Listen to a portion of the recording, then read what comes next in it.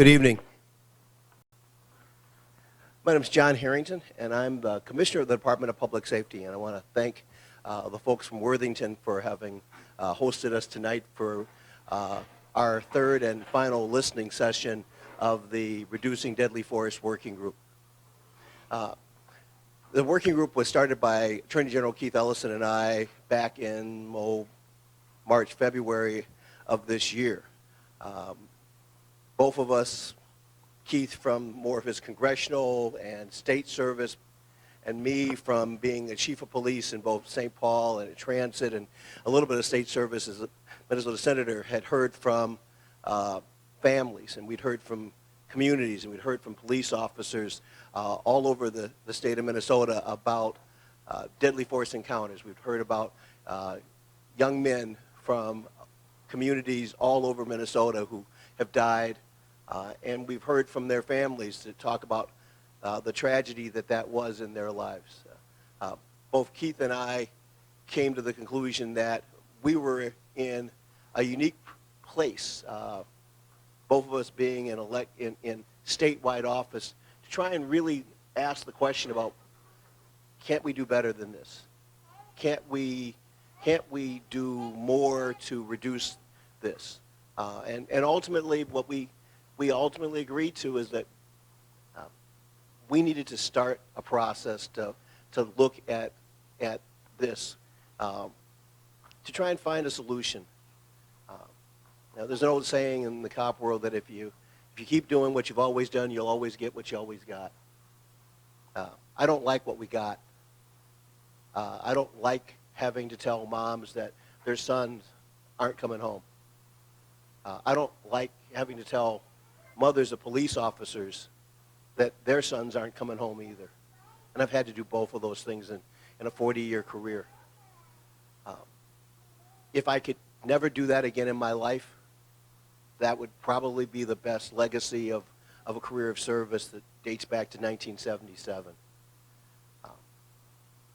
I don't pretend to think that our being here tonight or all the meetings we've had so far will prevent that from ever happening again. I'd like to think it could, but I'm pretty much of a realist. But if I can have one less kid who's not in the ground, if I can have one less cop who doesn't have to take a life, if I can have one less family who's not sitting around at Christmas remembering that place at the table that's no longer going to be filled, if I can have one more cop that has a full career and never has to pull a trigger, even if it's just one, that's a success. And that's what this working group is really meant to do. You'll note that I'm up here by myself tonight, and Keith Ellison had a death in the family, and so he had to fly out of town. And so the Attorney General isn't going to be able to make it with us tonight, but these meetings are too important for us to cancel them. And so the beauty of the system that we've set up from the very beginning is that everything we've done has been videotaped, it's live streamed. So the folks on the working group can see it, the community can see it. We want this to be absolutely as transparent as we possibly can make it. And so while Keith can't be here with us right now, I know he's here with us in spirit, and I know that he'll be watching this to learn what you can tell us about how we can make things better. The process that we have tonight is, this is a listening session. This is not a hearing. We've had hearings. We've had 3 hearings. We have one more hearing yet to go, where we've been taking testimony from lawyers and professionals and lots of folks coming in to tell us what they think the solutions are. But I got brought up, I was an old beat cop in St. Paul, so I got brought up in community, and I believe community knows as much about how to fix things as any professional ever did. And so I believe that we needed to bring this out to you to hear your voices, to hear your stories, and to hear your ideas of how we can make things better. So that's what we're going to do tonight. This is not about us having the professionals get up and talk. It's not even about me talking. This is really about listening to your stories and hoping that we can grab just even one good idea that can help make this better. As I said, it's all going to be on video, so that part I want you to know. I'll be taking notes, so that is also part of my process from learning. I know we have some elected officials and some other law enforcement officials. I believe we've got the sheriff and the chief of police and the mayor. If you'd stand up and just be recognized, just so folks know that that you think this is important too. So I do appreciate that that you're here tonight. It's a couple days before Christmas, a few days before Hanukkah, and a few days before everything else is going to start. And you've taken your time to be here tonight with us, and I really do appreciate that. I think the fact that you're here tells me that you think this is just as important as I think it is. What we've done in the other two listening sessions, and I'll tell you part of why we're here, is that one of the things Drew Evans, who runs the BCA, told me when I first got into the position as running public safety was that as much as everybody thinks deadly force encounters and officer-involved shootings are a Twin Cities phenomenon, 60% of them happen in greater Minnesota. And so 60% of our listening sessions have been in greater Minnesota. 60% of our hearings have been in greater Minnesota because, frankly, that's where well over half of the officer-involved shootings happen. And so we need to hear your voices because I recognize that from St. Paul and Minneapolis, we may have a perspective, but it's not necessarily the perspective that will work for you. And I need to have a perspective that's going to work not just in Minneapolis, not just in St. Paul, not just in Bloomington, but it needs to work in everywhere from Lake County up off the Canadian border all the way down here where we can almost see Iowa, as I understand it. So.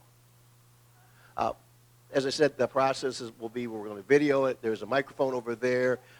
We'd love to hear your stories, hear your ideas. We sort of set aside 5 minutes as kind of the time limit just so that we could make sure that everybody's voice got heard. And if you're a family member who's lost somebody, I'm not going to hold you to the 5 minutes strictly. So I recognize that when you have to open up an old wound, it's not fair to try and say you can do that in 5 minutes or less. But in general, we're going to try and stick around that 5 minutes per person rule just so that we can make sure that everybody gets a chance to have their voice heard. Not sure if there's anything. Oh, the only other thing that I think I'm supposed to say is to let you know that once this listening session is done, we will have one more hearing. We'll have another hearing in January 6th. The topic of that hearing is about how do we heal the community. A big part of this for me, having been a cop, is how do we build more trust between the police department and the community that they serve. And I know not everybody shares that view, and I certainly respect those views also. But that's part of this, and so the next hearing will focus around that. We'll also talk some more about how the intersection between mental health and officer-involved shootings, where we know that about 50% of them involve someone who's in a mental health crisis. So we'll take some more testimony on that. And then by February, we'll start actually writing up recommendations. What Keith and I promised and what the other members of the working group have promised is that this will not be a book that's going to sit on a shelf. That this is going to be a set of recommendations that you will see made into real change, and you're not going to have to wait years for that to happen. I'll tell you one change that's already happening, just to give you sort of a flavor of how we operate on this.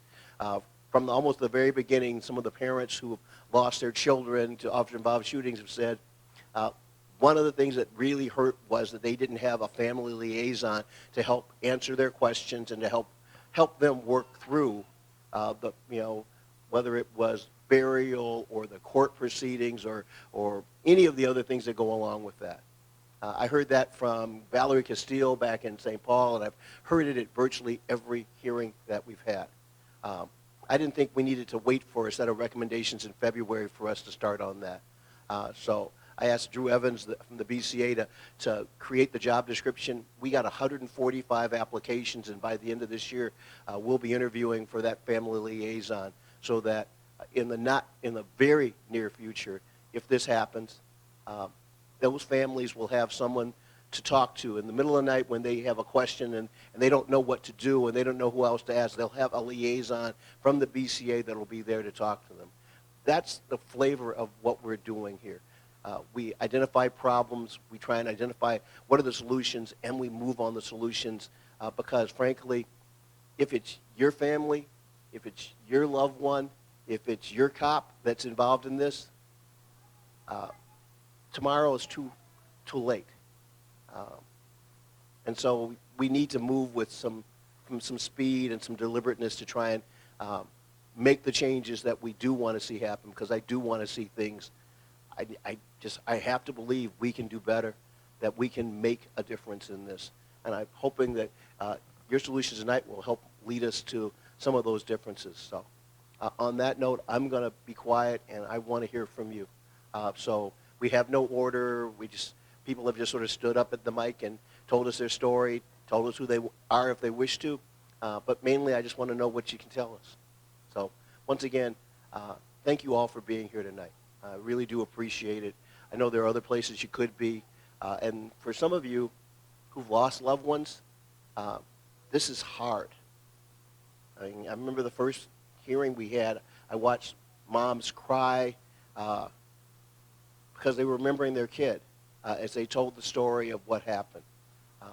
For me, that's some of the most powerful testimony that I've ever seen is hearing from those moms. And so I recognize that, what I'm asking you to do tonight is tough stuff. It's not easy to recount what happened if your loved one was taken. But know that we're not asking you to do it other than to try and make sure that nobody else has to go through that again, if we can at all make that happen.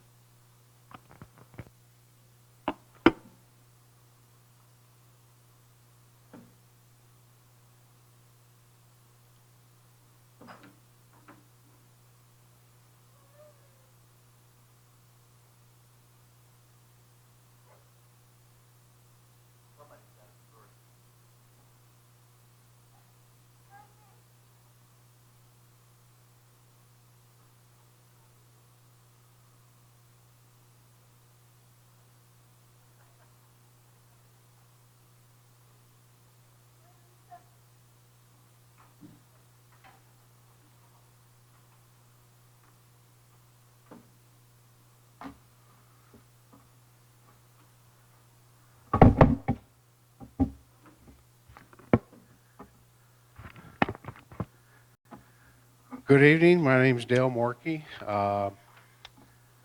I'm a longtime resident of Southwest Minnesota. I actually live in Laverne, Minnesota.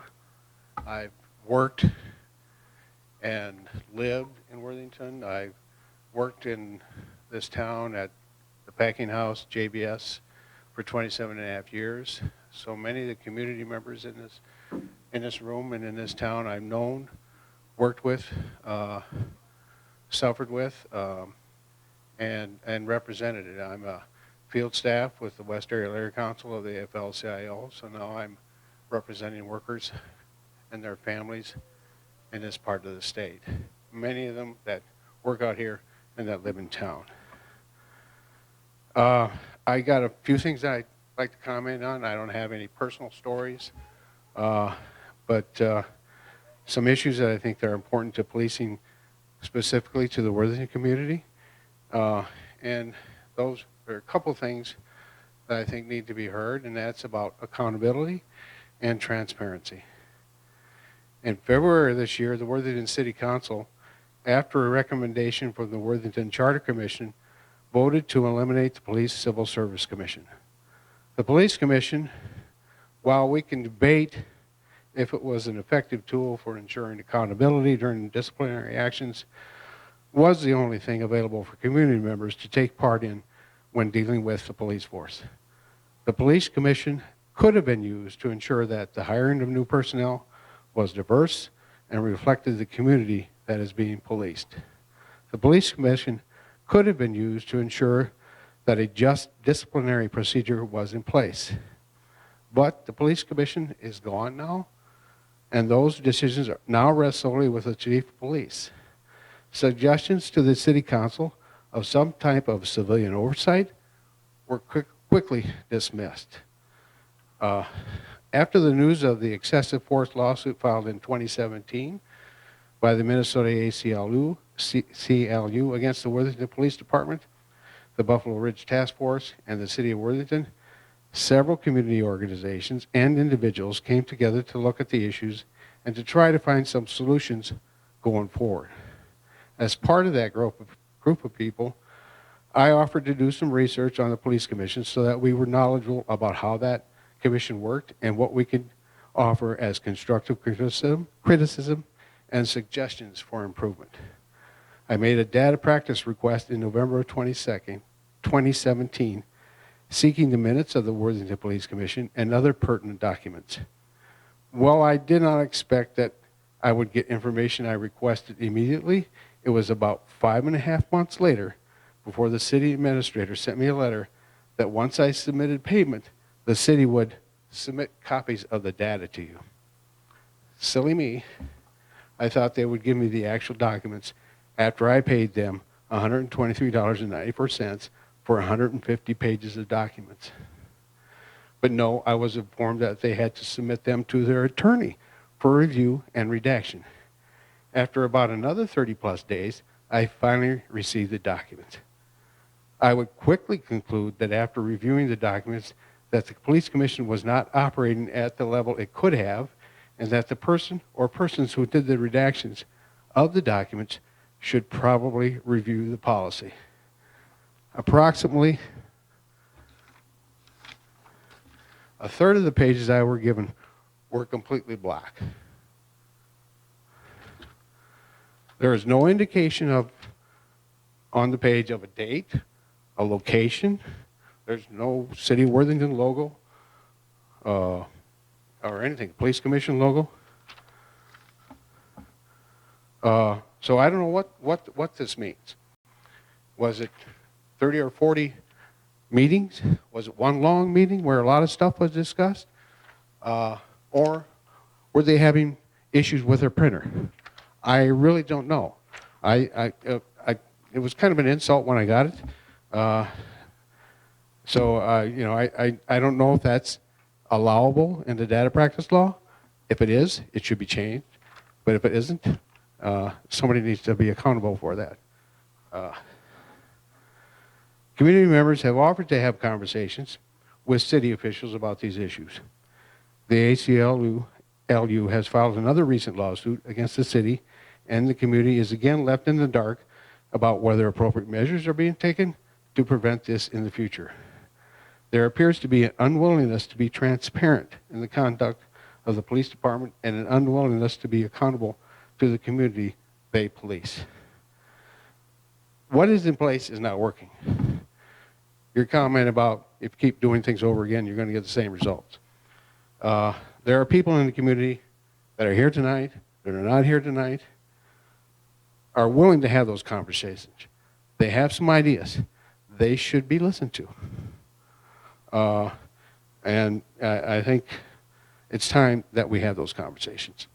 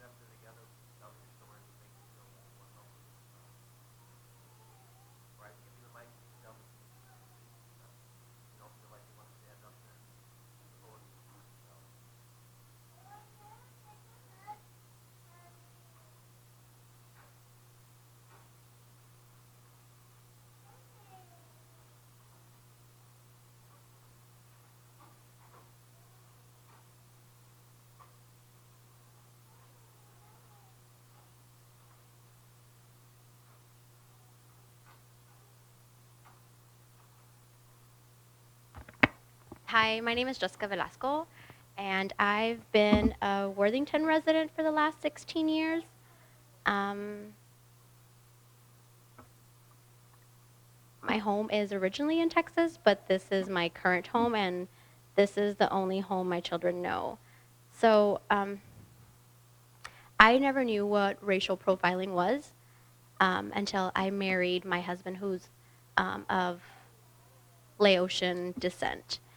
And so one time we had pulled out of Top Asian, and the officer just pulled him over, and he kept calling him by a different name. And I knew the name, I knew the person he was talking about.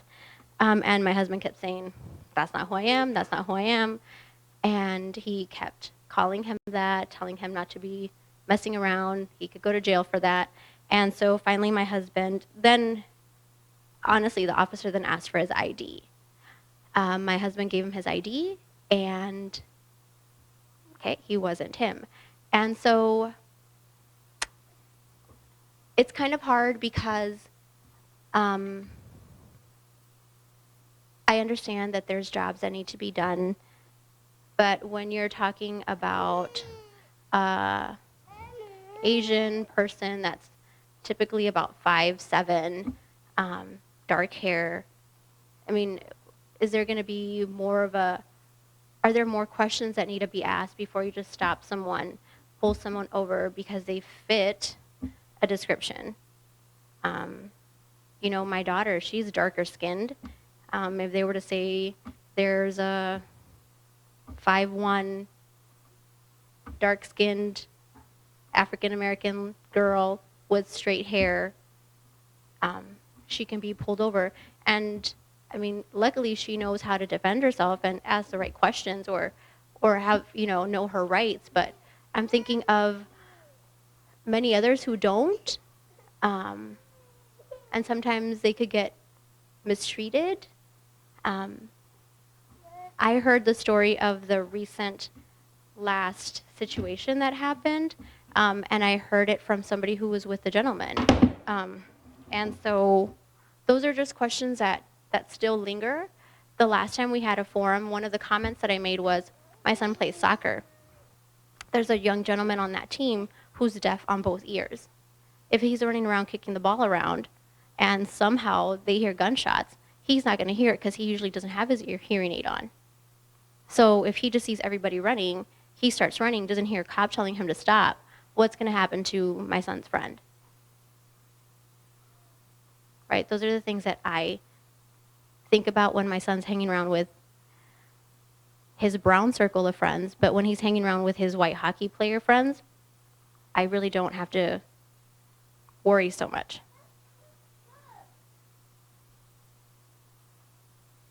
And I guess I didn't have to think about that back home, because we all looked almost the same.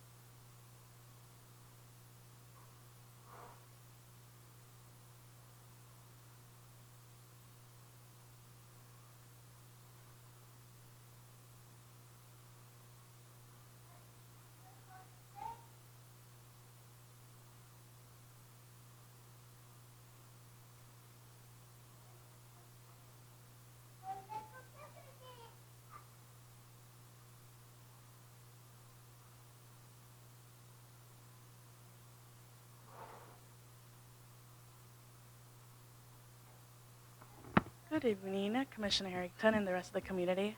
My name's Andrea, and I'm a recent homecomer. I have been living in the Twin Cities for the last 4 years, and so the only news that I usually get from Worthington is from family members, friends, organizers in the community, and then the newspaper.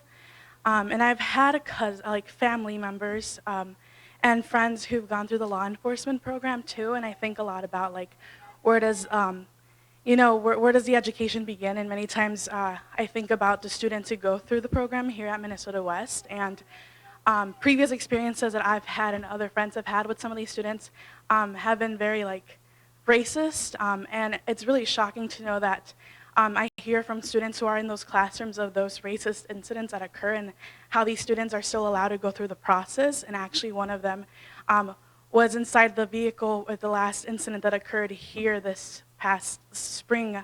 And it's just really ridiculous to know that the institution enforcing is allowing that young gentlemen or women, it can happen with women too, are allowed to even graduate or go through the program and be a part of the law enforcement community, knowing that we're a majority minority community who needs more law enforcement of color, but also just because they're of color doesn't mean that they're aware of like racial profiling, like Jessica had said. And so I think it's really important that we're looking at the way students in the law enforcement program are being educated, making sure that they're having training around, I don't know, ethnically diverse or whatever kind of race education that they can get from experts of color. And I know that sometimes, you know what you know, and so making sure that they hear first-person stories of people who have gone through these incidents. So yeah, but I also do another storytelling project here around the area, and I do talk to a lot of young men of color who oftentimes feel that they have to watch out how they drive compared to their counter white parts, males. Just like Jessica was saying, there's a lot of racial profiling happening in here with a lot of young people. And it's not just within the city limits, it's also outside with sheriffs, not even too far traveling from here to Sioux Falls, South Dakota. A lot of youngsters are traveling and they realize that they have to watch out how they're driving and who else they're with. And so I think those are just stories to continue uplifting of those incidents that are occurring. And yeah. Thank you.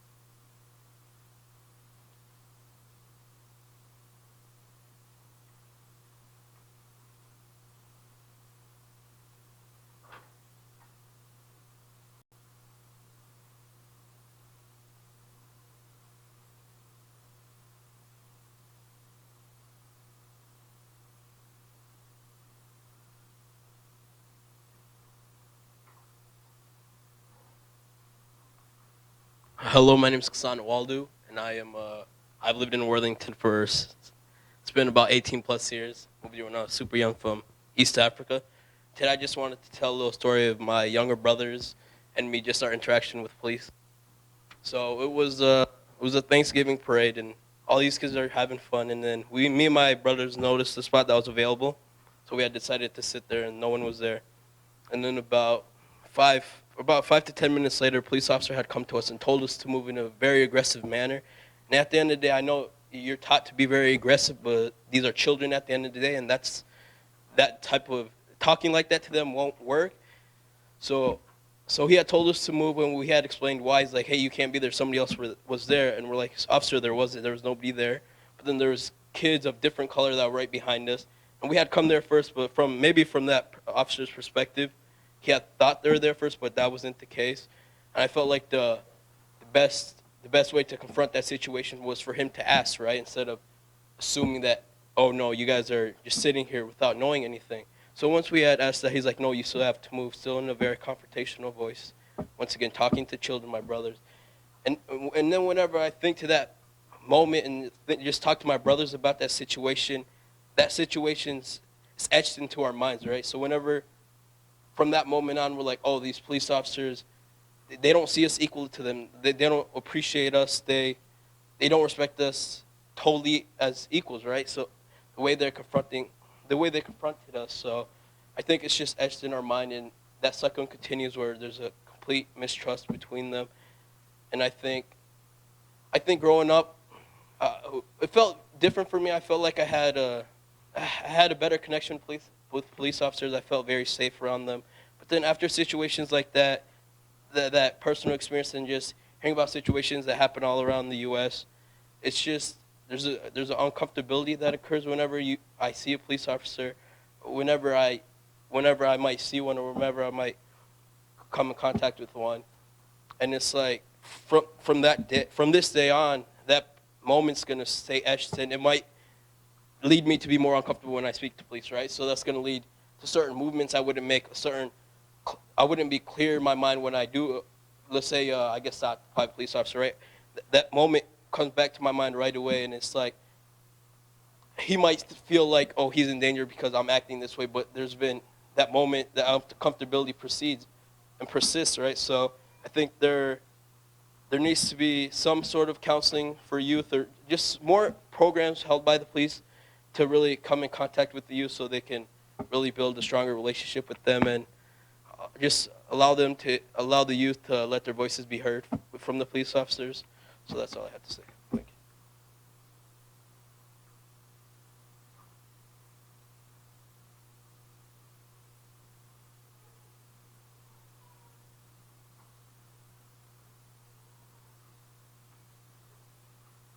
Hello, my name is Cecilia Amadou, and one thing that I want to point out is there are a few people in the room that have stories that are not coming up, and that alone should be a sign to you that there's a sense of fear that people can't share their stories. We've been in Worthington about 5 years, my husband and I, and our first encounter was the second day we were here in town. Husband and I were just taking an afternoon stroll, and apparently somebody had made a call that there were couples fighting, and this particular cop thought it was my husband and I.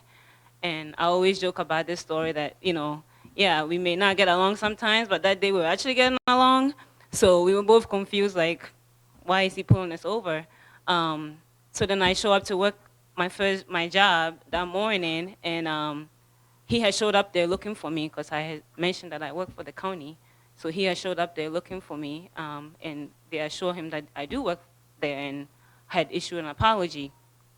But just thinking, everybody else that may not have gotten that apology or not easily identified. And I want to go back to the story that Dale shared about the police commission. I was approached to serve on this commission, and I spent numerous of hours with the mayor and also chief of police interviewing me about different things, and had to take my PTO and my lunch hour to meet, and after our work hours to meet for that particular time. And in the end, at the city council, they decided that I was a part of a group that were advocating for the DACA rally at that point, and that made me unqualified to serve on the police commission. And that led to a vote of not approving that appointment. And fast forward leading to the police commission nulling it for some reason. And so I want to just point that out, that there are people in the community that do care about people here. They care about family. And for me particularly, to spend my time being interviewed, quote unquote, about this position. And the mayor was the one who called me, and after that decision was made, there was no respect to me as far as coming back and saying, Cecilia, we've met and we've decided that we're not moving forward with it. I did not hear back from the city mayor about the decision that they had made. To me, that was disrespect towards me, because that was my time spent talking to him, and he could at least send a letter to me, letting me know what the decision was. So those are some of the things that are happening in our community, and I want to point out, like I said, there's highly qualified people in the community that are willing to serve in different capacities that are not being sat at the table. And when they're sitting at the table, opinions are not taken well, and sometimes they look at that as people that are coming forward, and it's always the same people, because like I said, people are just scared of what the retaliation is going to be, so they don't come forward. And that needs to change. People are paying taxes in this town, and they have to feel respected, and they have to feel they can be involved. Thank you.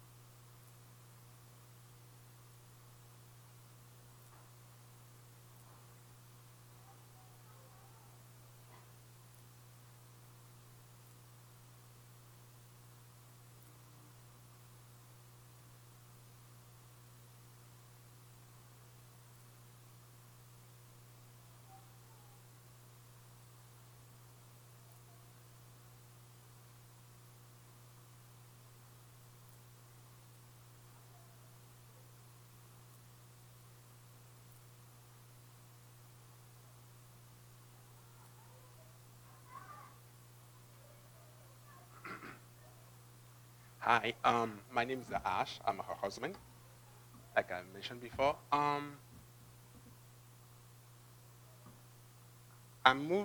We moved here, shift from Chicago, and we moved here a couple years ago. Especially I live in New York, New Jersey. I think there's the bigger issue here. It's not only the police issue. There's more a systemic issue in this town.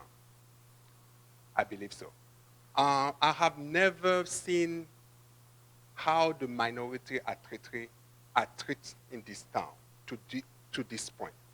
I feel like we need to be open up to minorities a little bit, to have a talk, a dialogue And as you can see that a lot of people are not coming forward to talk, because I believe so that if you can have another section toward the minorities, and you're gonna hear a lot of stories, and it will be better adapted to this kind of job you guys want to do. Because of the fear of retaliation, some of the minorities' families might not be able to come forward today. But I will beg you, if you have a chance, to redo this thing, to talk to do a focus group to the minorities, and they can come out of fear to tell you their experiences. Now, to my other point that I want to make, I feel like I came from a big city. We never seen before, when I came from New York, New Jersey, I know that there is racial profiling that happened also over there. But it has not happened to that extent here, to the way it happens here. We see a lot of minorities are not put it into position that they're supposed to be. It's not only about policy. Some people are well qualified to the position, but because they know somebody, they will not put the right people at that position. They will put their friend at that position. Even the person have more degree, more than that person, but because of family, I don't know if it is because of a small town thinking. I'm sorry, I'm from a big city. I came from New Jersey and New York. It's not by merit. I feel like it's not by merit people deserve the job in this town. It's by connection. It's not gonna work. I'm sorry to say that it's not gonna work. Once you have a town who has been running by some people who have connection, or people who are not highly educated, who doesn't have the background enough to run a town, what do you expect? I'm sorry to say that. What do you expect? I'm talking based on my position. I'm working on my doctorate degree. What we see here is that we see people who are deserved, minorities who are deserved. It's not about only minorities.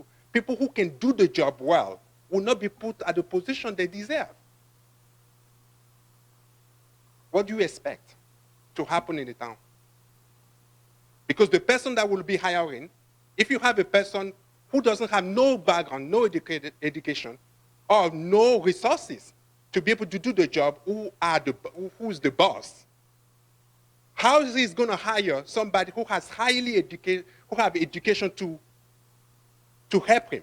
No, he will have the fear that that person who's educated will have an issue.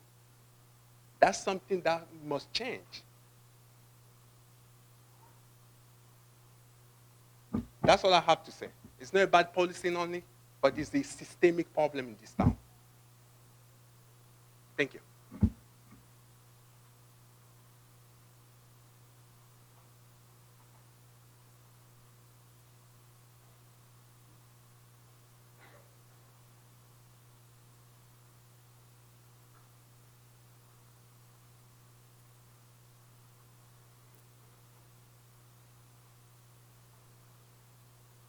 Good evening. My name is Leticia Rodriguez. I know a lot of these young people and some of the other community members. I know Mr. Flynn, briefly know the sheriff, but a lot of these young people, I know Dale. So here's my story. I've lived in Worthington since '99. My first encounter with a police person, I'm trying to remember who it was because it's going to be a little longer story. He stopped me, I think it was Gall. He stopped me because my plates were from Texas. I, like Jessica, I'm from Texas originally. And he said, well, I saw that he was following me, and he's like, well, I stopped you because your plates are from Texas. And he said, how long have you been here? I'm like, I've been here like 2 weeks. And like, well, you have to change them in 30 days. Okay, that happened. Changed them, whatever. Kept living in the community. At that time, I had my who now grown children in school. My son was in middle school, and he had played football in Texas. He had a sprained or a cracked wrist, like the bone, And there was a group of other kids in the bus, and he said that the police surrounded the bus and got the kids down. This was the time when the early 90s, when there was a lot less people of color. He said they surrounded the bus and got them all down. And he asked them, please don't handcuff me because I have a broken wrist or it hurts. Well, what do you think? They handcuffed him, and he was a child. Fast forward to, I got here in 90. In 99, I started my job with the University of Minnesota. At the same time, the previous chief of police started his job, and I actually welcomed him to the community. I did like a potluck. I invited people. We met his family, and we actually became good friends. Kevin knows this. He invited me to be on the interviews when they interview cops for a job. He started the Citizens Academy. I went on a ride-along. I learned a lot about what cops go through, what happens. So I kind of see both sides, but what's happening lately is really scary. So now my kids have kids, and I have grandkids that are boys, and I worry that because they're brown skin, they're going to be looked at different. But I did learn that when a cop is on patrol and he sees a car do something illegal, he doesn't really see the person that's driving the car. If it's far away, he just sees that he did something illegal, right? But it's kind of getting out of hand. If Del Morkey it took 5 months for him to get a response, and he's a white man, what do you think the chances that a brown black person is going to get for any sort of response or any sort of, what can I do from here? I've always thought that the police department or the city needs a liaison, just like you said, but a local one. But then it gets like, it stops because what Cecile said that, or even Steve Robbins is like, we really can't do anything because the police commissioners or the lawyers for the police intervene and say, you have no other, this is as much as you can do. And then we get involved. There's police videos. There's complaints that you can do. When Mike Kaminsky was like, you can come and complain anytime. You write a complaint, and it goes another step. But then it just stops. So what is the point of having any type of commission or any type of anything if it's just going to stop because the police have their lawyers? And you know that I'm not against cops. And actually, it's kind of scary. I think some people are scared to come up here because there's been a lot of retaliation. And I'm not saying locally, maybe locally, I don't know, because I haven't been retaliated against. But then you guys don't know what I drive, do you? Oh, you know what I drive, Kevin, right? So, I mean, you know what I mean? It's like, do you come up and say something and then wonder, oh, they're following me? Why are they following me? I mean, I'm a law-abiding citizen. I pay taxes. I can defend myself. I don't know if it was this young man. There was a young man that stopped me 4 years ago, before Mike left as a police chief. And he said, I stopped you because your windows are too tinted and you made a rolling stop. This cop made a U-turn and almost hit an old lady to stop me. And I kind of had a back and forth with him. I still had to pay a citation. But, so I think that there's not one person of color that doesn't feel like they've been profiled or looked at different, or I don't know, just like, you're really following me? Even my coworkers, like, I even feel scared when the cop's behind me, like, why? You're not doing anything wrong. But then in the back of your head, you're like, did I do something wrong? Like, is he gonna stop me? So I don't know. I mean, there's, like Ash said, there's just so much, and Dale, there's just so much. We just need more communication, a lot more transparency. I know it's really hard to be a cop. I have in my family in Texas and Arizona and California, I have people that are Border Patrol, FBI, and cops who like they follow my life. So I know, I hear stories. I know, I kind of know both sides, not personally, because my immediate family I don't. But it's just like, is Worthington, are you waiting for somebody to get killed? I mean, literally get killed before something happens. That's crazy. It is hard being a cop. It's hard being a person of color too. And I'm seeing like the division, like the people over here and then the people over here, like we need more. And the present chief of police is doing a lot, the previous chief of police as well. I don't know, maybe there's just need to be a lot more done, or maybe but like Cecile said, if we want to get involved, and then that gets cut. I'm like, nope, we don't need you anymore, we don't need your opinion. So I'm not sure what the answer would be, but more dialogue, I guess. It really has to, though, come from the very top down. So, yeah. And Mr. Young Man here is giving me the evil eye. That's all I have.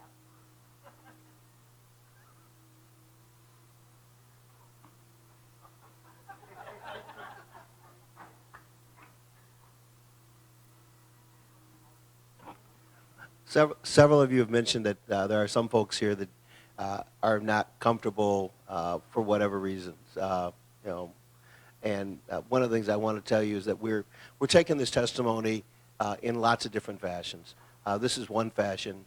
There are people who I think feel most comfortable telling their story face to face, and so we wanted to make sure that we gave people an opportunity to do that.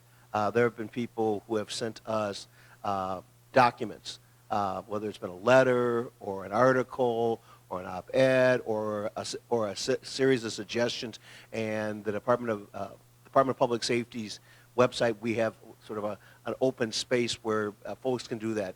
And so if you don't feel comfortable here, but you still have stories or you still have ideas that you want to make sure we get, that is another vehicle. We've had folks that have called in and left us messages. And so there are a variety of ways you can do this, whether you want to do this and put your name on it, or you simply just want to tell us your story and not put your name on it.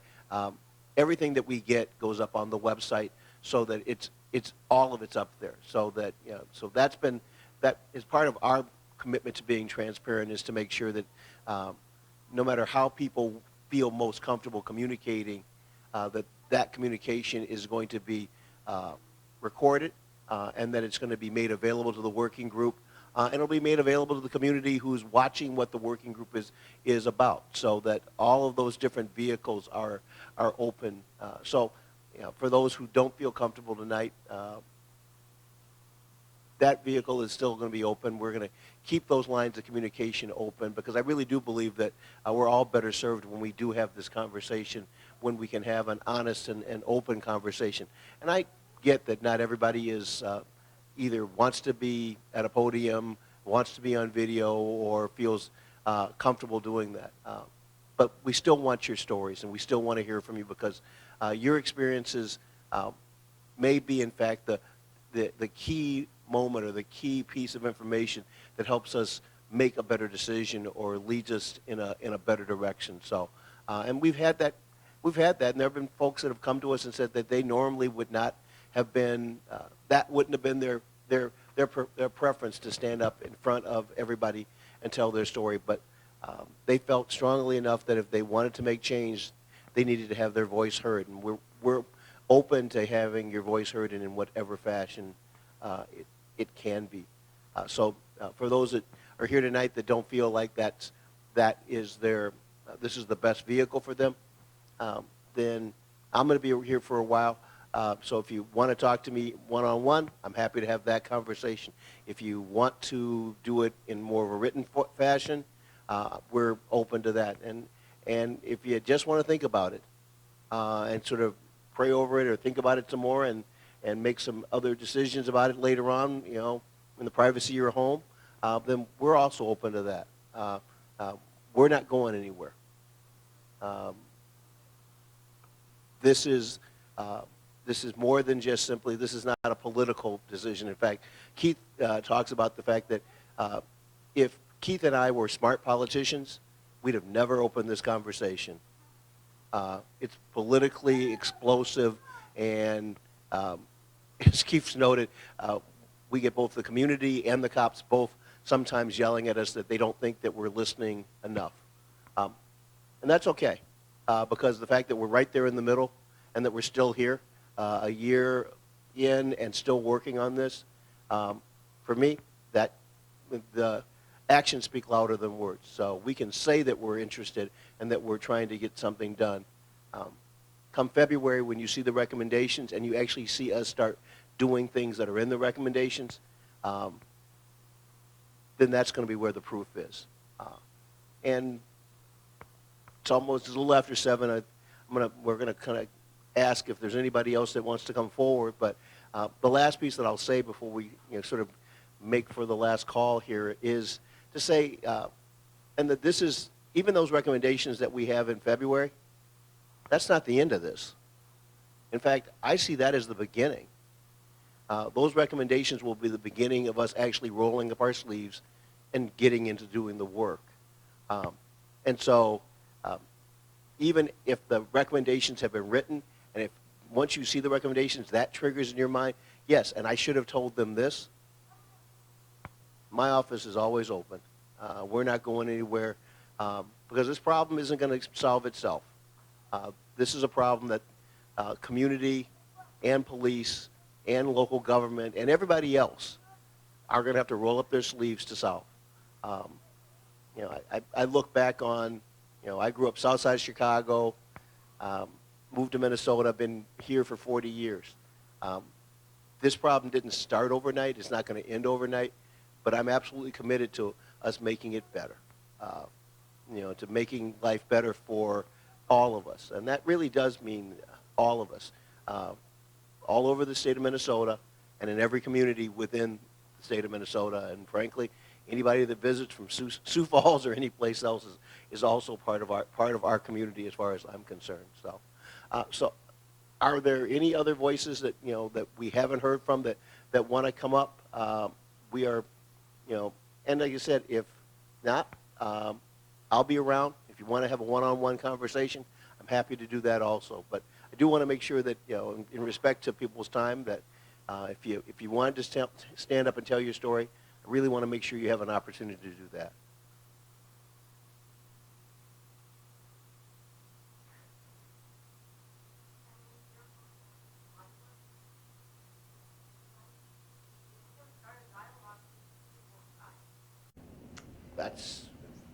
It's a listening session, so I'm open to anybody talking.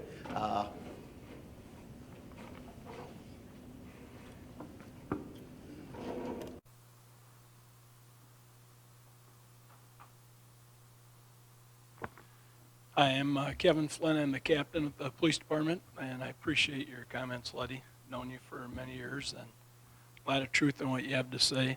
I'm not going to say that we have everything perfect, far from it, but our agency is doing some things that I think are in the right direction and that have helped the community in many aspects. Back in 1990, I'm going to say 99 or so, we did start a Citizens Academy. That has been very positive.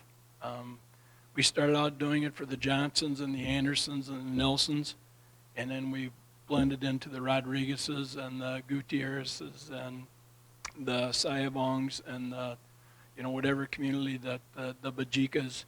We've done Hmong, we've done East African, we've had Latino, we've had whatever ethnicity that we have are in our community. We've had a Citizens Academy with them, and it's been very positive. One year that we had it, it was in December that immigration came and hit the plant out here. We're right in the middle.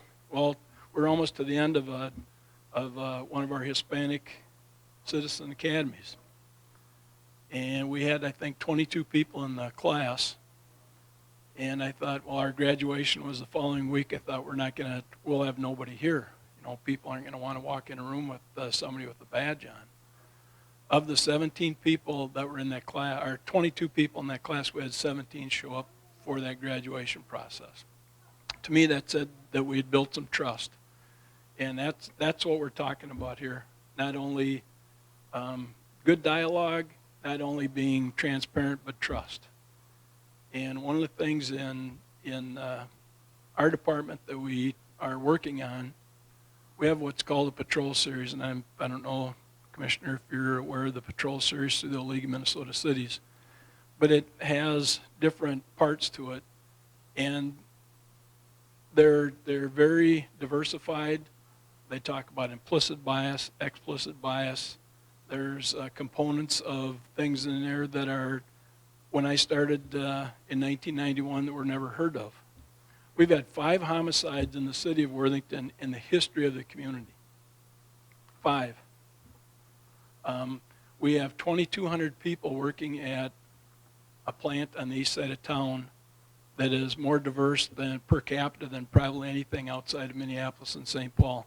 At one time, we had 56 languages documented and spoken in the city of Worthington. 56. Of the 2,200 people that are working at the plant, most of them have 2 knives that are sharp enough to, cut through anything. Very, very, very, very little, am I right, Dale, issue at the plant.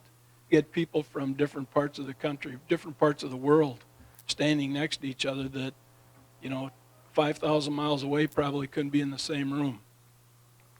The city has grown since our population changed starting in the early 90s to what it is today, and I'm proud of what we've done here. I think, and by no means do we have it right, but I'm proud of what Worthington has accomplished. We have folks here from Manos Unidos. It's a group in town here. Antonio Clindres is here. We have several sessions during the summer with our Latino population, really of any population that's wanting to come to it. We do traffic stop education. We do basically any type of law enforcement thing that we can come across. And the topic of our Citizens Academy is the same vein. Here's what we do, here's why we do it. And, Letty's been in the Citizens Academy. I think she could comment on it. I know the mayor's been in there. I don't know of anybody else in here that's been in there. But it's tremendous. We've had dialogues that have been unheard of, before in a small town like this. And I think you guys are all right. The dialogue, the different groups do achieve the most, and that's very important to have that aspect of it. At our department, we're working on things constantly, whether it stems from traffic stops or from use of force, de-escalation. We're very much in tune with the post board and with de-escalation tactics with things that are of that nature. If you would look at various departments across the country, taser use. We have tasers. We've had 2 taser incidents, I think, in our department in the last over a year, 2 times. And that's, that I think talks about focusing on what you do as a department, not just standing still, not doing the same thing to get the same result. We've got a good support in our training department. The city supports us tremendously in our training. The state sets out guidelines that are very clear. They're attainable. It's a work in progress, but we can't always take a step back and bash each other and say, oh, you're doing this wrong or you're doing that wrong. We're doing things better, and we've gotten better in many things, and we'll continue to get better. Groups like this coming together, thank you for coming to Worthington, help do that. They're the things that make us tick. Drew Evans and Jeff Hansen are here from the BCA. These guys are the ones that are constantly dealing with aspects of policing across the state. They're here to listen. They're here to develop feedback that comes back to us that makes us better. We listen to you guys and hear things that make us better. We've tried to do things better. We've tried to be more open, to be more reasonable. We're always up for improvement. There's always room for improvement. And I think it starts in meetings like this. These help. And I hope we can go forward from here and even do better in days to come. So thank you.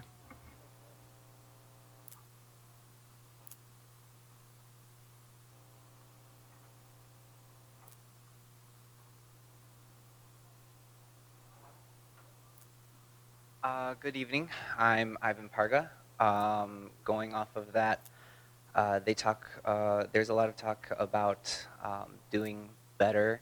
In the last year, the ACLU won a lawsuit against the Nobles County over detention of undocumented immigrants. I think that we can do a lot better with our undocumented population alone. I don't think that they know that this lawsuit passed. I don't think that they know about Citizens Academy. I don't think that they know about how much the police could contribute to real safety and real trust with them. I would probably ask for more transparency, more information, more language lines, more interpreters, more people of color serving in the police, more informational campaigns with our undocumented immigrants, knowing that they should feel safe in their own community too. They have high domestic violence data. There is high stealing. There's high, like, they're in a very vulnerable position, not feeling comfortable with their police. And I think that we could do better with them, especially. Thank you.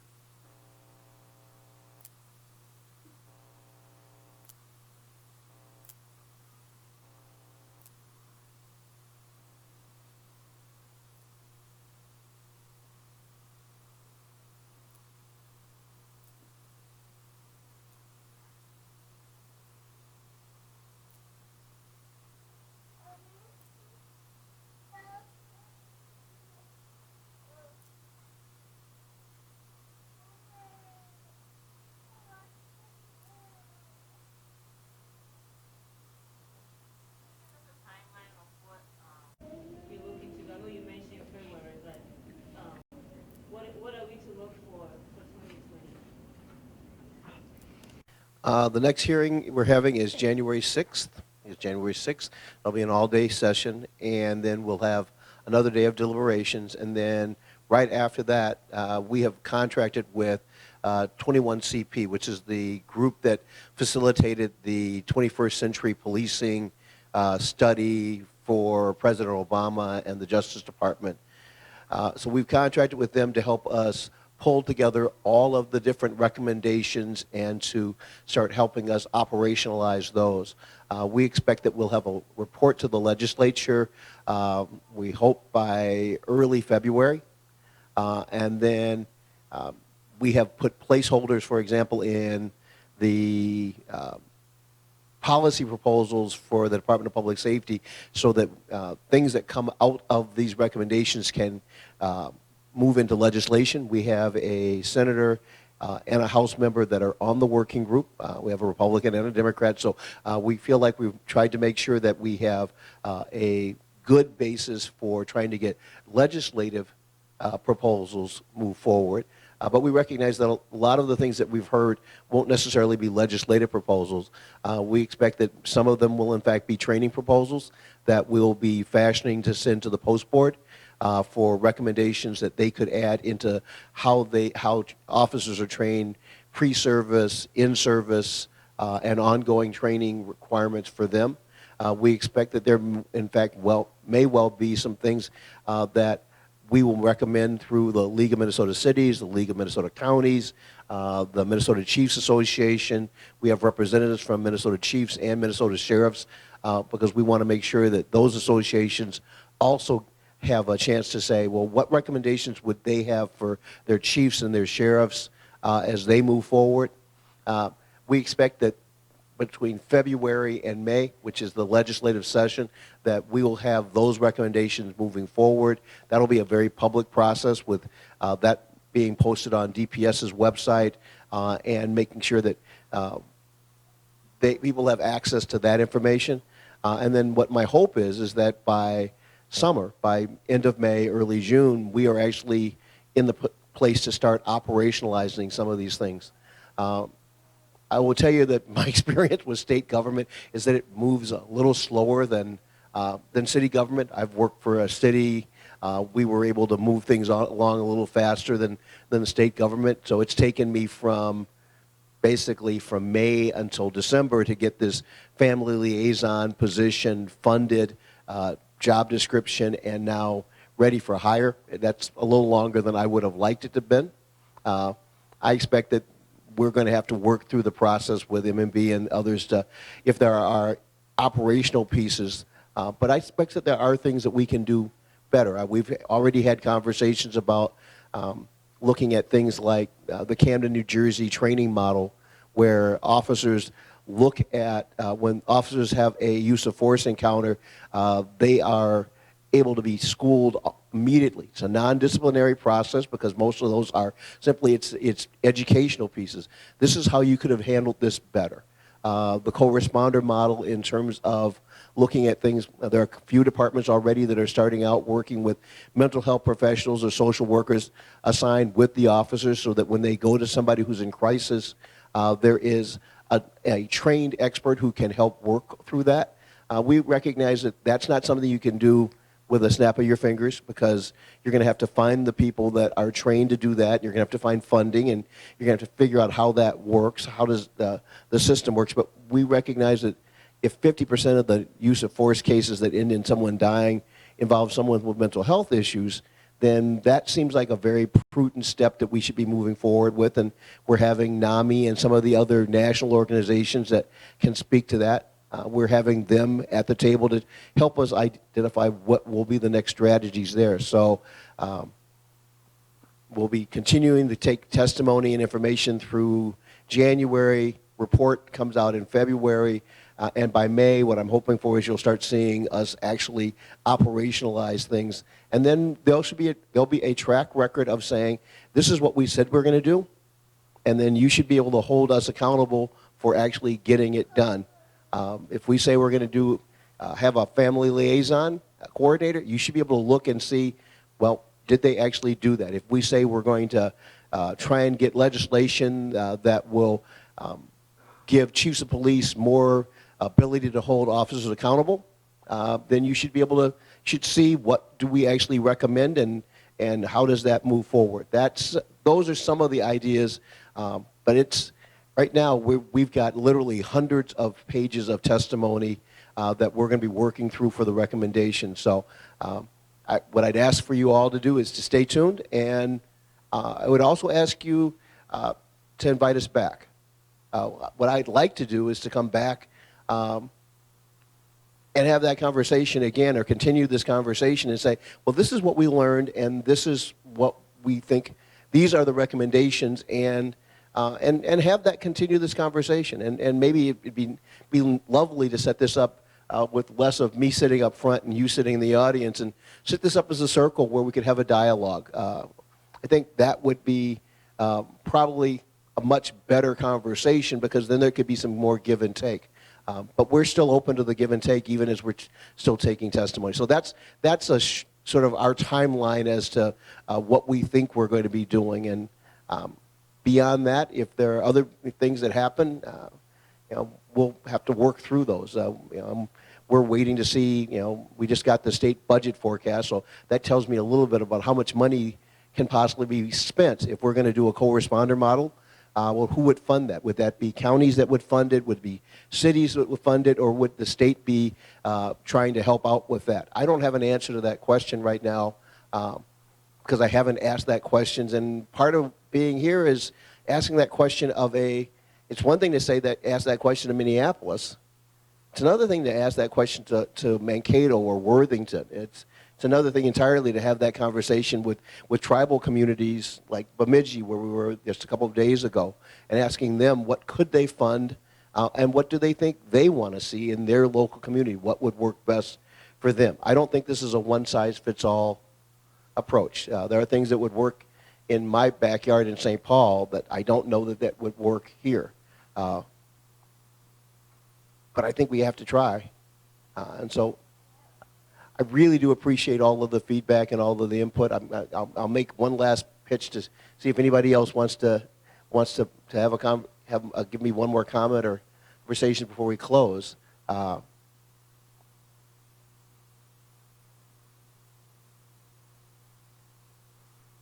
I'll add this one last piece, and then we will close. Several of you mentioned that there might be a different format or a different place or a different arrangement where people would have felt more comfortable having this conversation.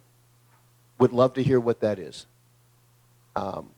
We were at the Bemidji hearing, one of the comments that came there was we were at a state university, and one of the comments is, well, you could have held this actually in the tribal community itself, and that might have created a different dynamic. I don't know that it would, but I'm certainly open to it. And if here in Worthington there is a different dynamic that I should be being aware of, you're going to have to help out a city kid and tell me what it is. On that note, once again, thank you very much for coming. And for those of you that are like me driving back, drive safely. And for those of you that are home, happy holidays, and I hope all of you have a wonderful holiday season. And thank you.